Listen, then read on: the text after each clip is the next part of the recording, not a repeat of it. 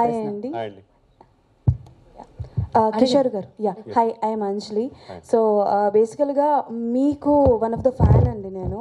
Because me characterisations అన్ని చాలా డిఫరెంట్గా ఉంటాయి. ఒక మూవీ అలా సీరియస్గా వెళ్తుంది, మీరు వచ్చారు అని అంటే ఇంకా అది పీక్స్లో ఉంటుంది. సో అంటే ఈ మూవీలో మీ క్యారెక్టరైజేషన్ ఎలా ఉండబోతుంది? Because all type of varieties మీరు మాకు చూపించేశారు. అది కోపం కావచ్చు, చిరాకు కావచ్చు, ప్రేమ కావచ్చు, వాట్ ఎవర్ ఇస్ దట్. రీసెంట్గా అక్కడ అమ్మాయి ఇక్కడ అబ్బాయిలో కూడా మీ క్యారెక్టరైజేషన్ అయితే వేరే లెవెల్ ఉంది. సో ఇందులో ఎలా ఉండబోతోంది? అంటే బేసిక్ ఇందులో క్యారెక్టర్ ఏంటంటే, నేను ఒక అమ్మాయి ఉంటే ఇతను నాతో లవ్లో పడిపోయాడు. అంటే అంత సపోర్ట్ ఇస్తాను. అంటే ఒక మనిషి అంత సపోర్ట్ ఇవ్వడండి ఫ్రాంక్లీ. సో ఇంకా లైఫ్ అయినా డెత్ అయినా నువ్వు ఏది చెప్తే అది అనే ఒక గొప్ప friend. Okay. And now you are one of the busiest artist. Myth అండి ఇది. It's myth. యప్.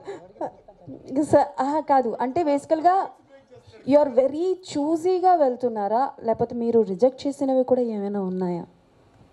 అంటే చూసిగా వెళ్ళేంత స్థాయిలో నేను లేనేమో. అంటే ఇన్ ద సెన్స్ అని చెప్పేది ఏంటంటే, మాకు అంటే I usually look at my tracks అండి. మా ట్రాక్స్లో పెద్దగా కాంట్రవర్సీ లేకపోవడంగా కొంచెం బాగానే ఉందంటే సమ్హౌ వీ కెన్ మేనేజ్ అంటే నేను చేస్తానండి అంతే. సో కిషోర్ గారి దగ్గర నుంచి విలనిజం ఎక్స్పెక్ట్ చేయొచ్చా? కష్టమే.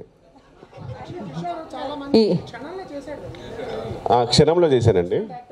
అవును, క్షణంలో చేశాను అందుకని.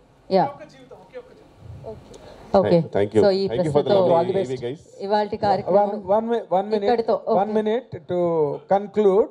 కృష్ణప్రసాద్ గారు, మీరు జాతకాలని బాగా నమ్ముతారు, బాగా అధ్యయనం చేస్తారు, 10 మంది చేత చెప్పించుకుంటారు.